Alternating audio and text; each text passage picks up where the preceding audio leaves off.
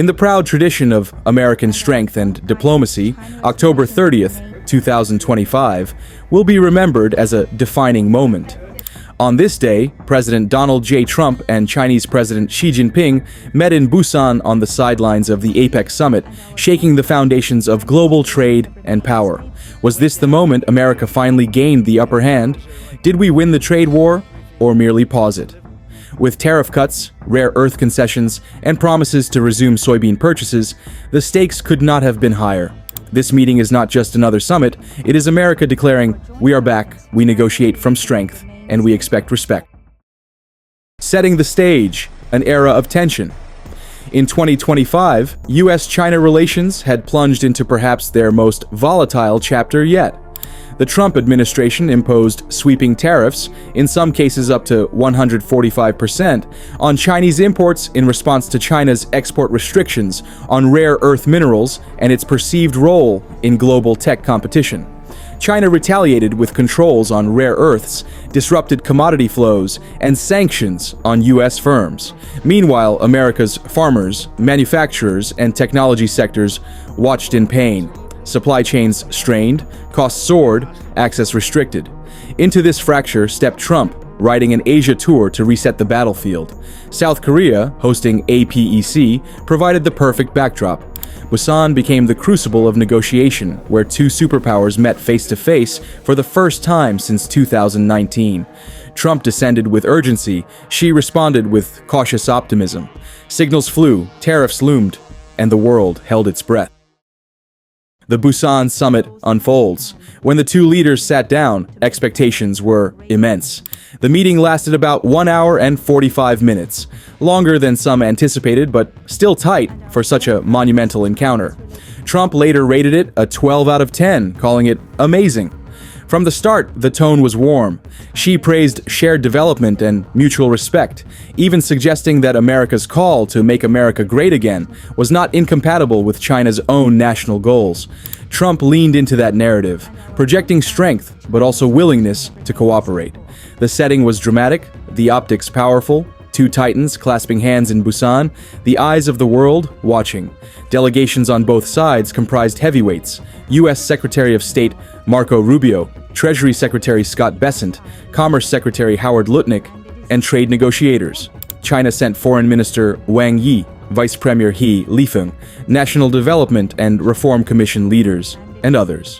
What emerged was not a sweeping peace treaty, but a bold framework, tactical truce, not total reset.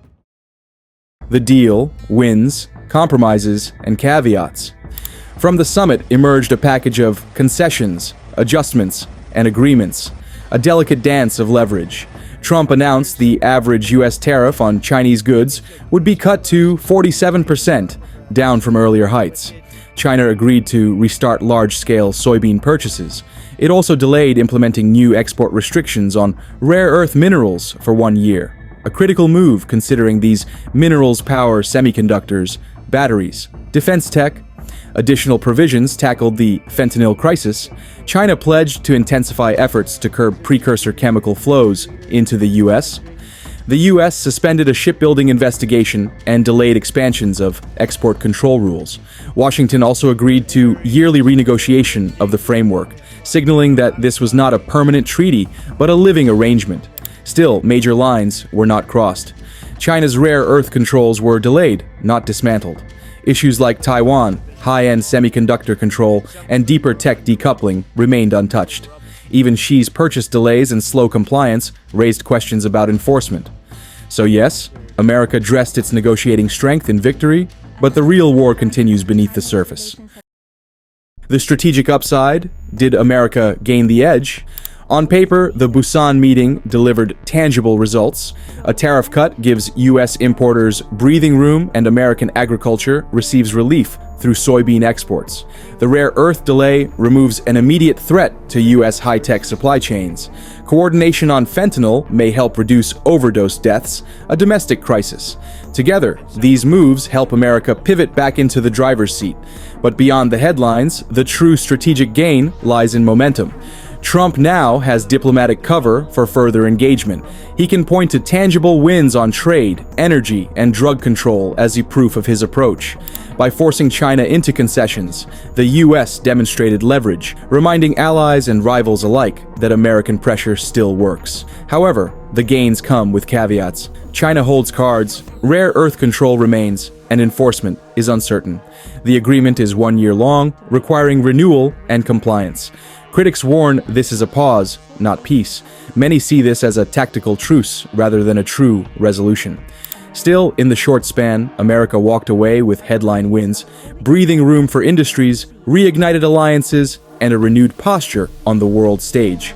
The Busan meeting may mark the beginning of a new phase, not surrender, but savvy negotiation. Reactions, risks, and challenges.